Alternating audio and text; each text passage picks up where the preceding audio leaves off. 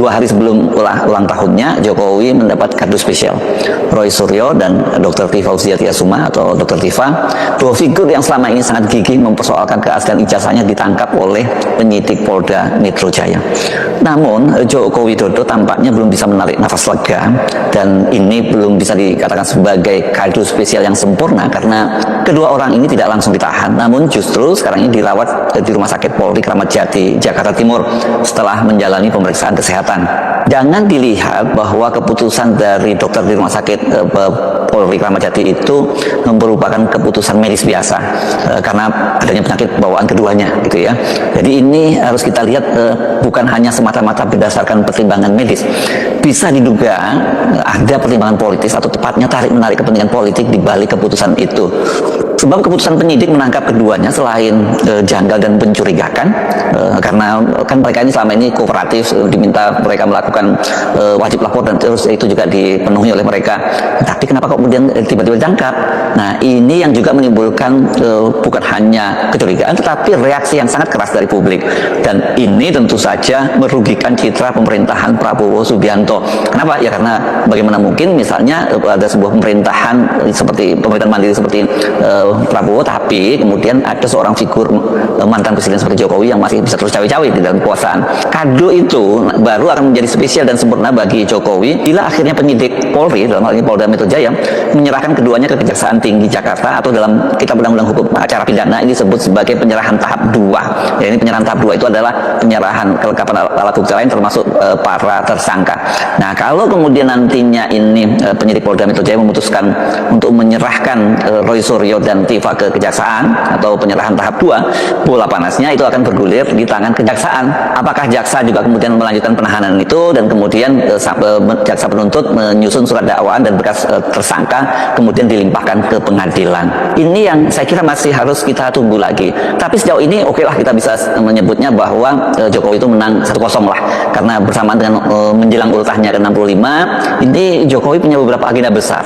Pertama, dia secara resmi akan dinobatkan sebagai Ketua Dewan Pembina PSI, atau dalam bahasa Wakil Ketua Dewan Pembina PSI Grace Natali disebut sebagai penjaketan, mengenakan jaket Ketua Dewan Pembina. Dan posisi Ketua Dewan Pembina PSI ini kita bisa membayangkan sama seperti halnya Ketua Dewan Pembina Partai Golkar di era Orde Baru, yakni di eranya Presiden Soeharto. Jadi yang menjadi Ketua Umum itu ya sebenarnya dia adalah Ketua Harian. Kalau sementara ini kan PSI memang agak lucu itu, ada Ketua Umum yang sebenarnya tidak punya jabatan apa-apa, tidak punya kesibukan apa-apa, tapi kemudian mengangkat Ketua Harian. Ya kalau Ketua Umumnya ini dijabat oleh Kaisang Pangarep, putranya Jokowi, sementara Ketua Hariannya dijabat oleh mantan politisi Nasdem Ahmad Ali.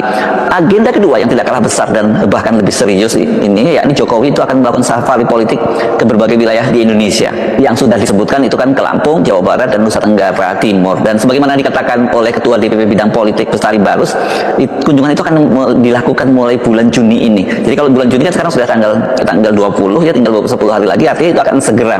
Dan rangkaiannya itu harus, kalau menjadi keadilan sempurna ya berarti tanggal 19 ditangkap, kemudian tanggal 21 atau 22, tapi tanggal 21 itu kan hari Ahad, hari libur, nggak mungkin ini diserahkan Roy Suryo dan Tifa diserahkan ke kejaksaan, dan kemudian setelah itu disebutkan tadinya katanya kabarnya tanggal 26 sampai 28 Juni ini akan dilakukan kunjungan ke Lampung.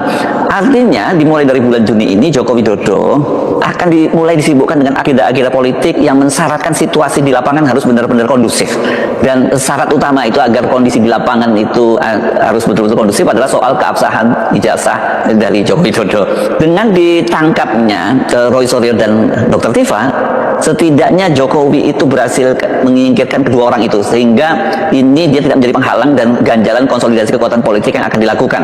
Dan itu semacam justifikasi secara hukum lah, seperti itu ya. Dia bisa mengklaim tuh buktinya mereka ditangkap oleh kepolisian, ya berarti kan polisi punya bukti yang cukup kuat apa yang dilaporkan oleh Joko Widodo. Namun dengan tidak segera ditahannya Roy dan Tifa karena mereka masih harus menjalani perawatan di Rumah Sakit Polri, ini jelas merupakan sinyal kuat bahwa Jokowi itu belum bisa sepenuhnya mengendalikan kepolisian dan memaksakan semua kehendaknya. Jadi artinya pokoknya segera ditahan ditangkap, kemudian ditahan dan diserahkan ke kejaksaan dan kemudian segera dilimpahkan ke pengadilan. Bagaimanapun juga langkah penyidik menangkap Roy dan Tifa yang mendapat perlawanan publik itu akan sangat merugikan citra pemerintahan Prabowo. Sementara pemerintahan Prabowo itu sekarang ini selain dia harus melakukan konsolidasi secara internal, juga harus melakukan konsolidasi opini publik. Prabowo harus merebut kembali kepercayaan publik di tengah krisis ekonomi dan munculnya gelombang unjuk rasa mahasiswa. Kalau nanti ditambah ketidakpuasan publik dalam penegakan hukum karena Roy Suryo dan Tifa itu ditahan, ini kan akan memicu gelombang yang tidak kalah besarnya, dan ini pasti merugikan pemerintahan Prabowo. Sekarang ini saja kalau Anda cermati di berbagai media, banyak pengamat yang secara terbuka menyebut peristiwa penangkapan Roy Suryo dan Dr. Tifa ini sebagai bukti nyata bahwa pengaruh Jokowi dalam pemerintahan Prabowo itu masih sangat kuat. Polda Metro Jaya sendiri dalam jumpa persnya membantah adanya cawe-cawe itu ya, cawe-cawe Jokowi, meskipun tidak disebut cawe-cawe Jokowi. Penangkapan Roy dan Tifa sebagaimana dikatakan oleh Kepala Bidang Humas Polda Metro Jaya Komisaris Besar Polisi Budi Hermanto, katanya prosedur normal dalam Kitab Undang-Undang Hukum Acara Pidana yang disebut sebagai pelimpahan tahap 2 setelah berkas perkaranya dinyatakan P21 oleh Kejaksaan Tinggi Jakarta. Jadi kalau polisi tidak segera melakukan pelimpahan tahap 2 dengan menyerahkan tersangka dan alat bukti lainnya, kita mendapat konfirmasi ada tarik-menarik kekuatan politik yang sangat kuat antara kubu Jokowi yang harus diakui pengaruhnya masih kuat dalam pemerintahan Prabowo dengan kubu Prabowo dan para pendukungnya yang sekarang ini memang mulai terlihat menjaga jarak dengan Jokowi dan sekaligus merupakan upaya untuk memenangkan dukungan. Oke teman-teman, selamat datang kembali dengan saya di channel ini. Di sebuah cuplikan video yang baru aja kita tonton ini, ada banyak sekali yang menjadi komentar para netizen dalam menanggapi video yang barusan kita tonton ini. Nah, di sini ada yang mengatakan itu revolusi total harga mati, lebih cepat, lebih baik. Maksudkan Gibran ganti pemimpin dengan Sunan Kalijogo. Politik yang menjijikan. Ini perang antara otak sehat dan otak sakit. Peran antara kejujuran dan bayaran. Warisan rezim 10 tahun termol ahli waris. Lanjut lagi. Semoga yang zolim segera ditenggelamkan. Jokowi tidak waras alias haus kekuasaan dan penjilat sejati akan menyingkirkan rasa malu. Termul ahli waris Wong. Nah, lanjut lagi, para pewaris orang-orang gila akhirnya tiba. Wajahnya semakin dekat namun tetap tampak jahat. Termul ahli waris di neraka. Itu pasti lanjut lagi, tidur di sofa api membara. Semoga dizolim segera ditenggelamkan. Dengan doa kita semua cepat Allah kabulkan karena kejoliman. Nah, lanjut lagi. Sudah muak adanya kejoliman. Mulyono memang perlu diadili dan dipenjara, bila perlu hukum mati. Sebenarnya bila ditunjukkan ijazah dan memang asli, selesai. Betul, itulah orang kita yang kecil dibesar-besarkan. Kalau asli berarti ini jebakan Jokowi. Penyidik yang memasuki lamar privat Roy Suryo harus diproses hukum. Ini termasuk pelecehan hukum. Siapa yang menabur pasti akan menuai. Nah, lanjut lagi.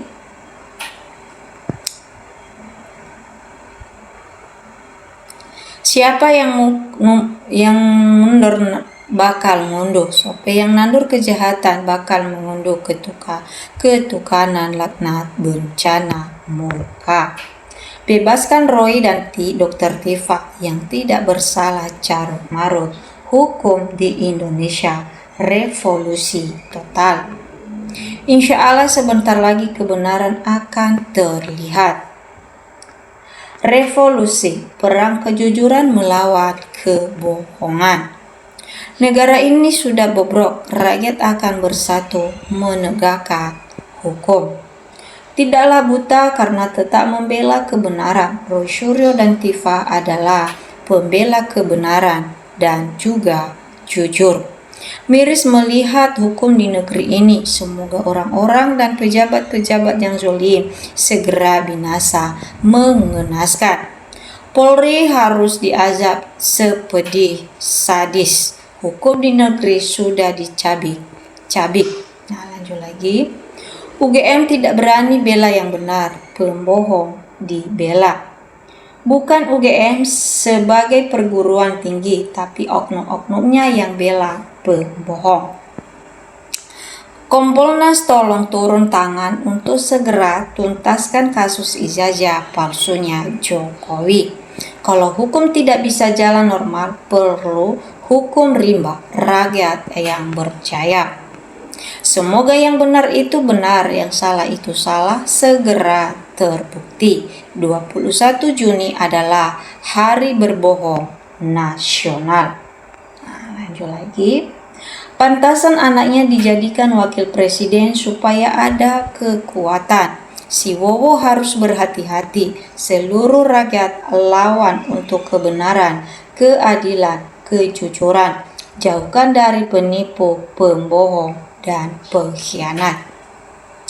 Jangan bicara yang menyakiti hati rakyat. Selesai. Awas, suntikan racun-racun sospol. Para rezim Jokowi pengkhianat dan penghancur rakyat Indonesia. Lambat laun pasti ajab datang. Saya pastikan itu sebab Jokowi zolimnya luar biasa. Berjuang terus menegakkan kebenaran. Allah akan bersama orang-orang yang benar. Kejahatan melawan kebaikan. Kebaikanlah yang akan menang. Sekarang sudah mulai terlihat. Prabowo sudah biasa buta tuli soal kerusakan akibat politiknya Jokowi. Kasus ini tarik-menarik antara kepentingan PKI dan pribumi asli yang beragama. Negara ini aman, damai, tentram. Nanti kalau satu manusia pembohong yang pernah berkuasa, almarhum. Lebih cepat lebih baik, rakyat hanya pingin segera buktikan keaslian ijazah tanpa penjarakan orang. Rakyat kecil NKRI selalu berdoa kepada Allah. Mudah-mudahan orang yang salah selalu menjolimi rakyat NKRI segera tenggelamkan oleh Allah. Masalahnya kita lupa bahwa kedaulatan negara ada di tangan seluruh rakyat, bukan di tangan satu orang atau satu keluarga. Semoga Tuhan menunjukkan yang benar adalah benar dan yang salah adalah salah. Sudah, tunggu saja ajal dan hukuman dari Allah. Semoga pemimpin-pemimpin dan orang-orang yang membela kejoliman dan pembohong diberikan azab di dunia dan akhirat. Oke teman-teman, inilah yang akan menjadi tanggapan ataupun komentar para netizen-netizen dalam menanggapi video yang baru aja kita saksikan ini. Nah, tentu juga kalau ada teman-teman yang mau memberikan tanggapan, silakan. Oke teman-teman, salam NKRI, harga mati.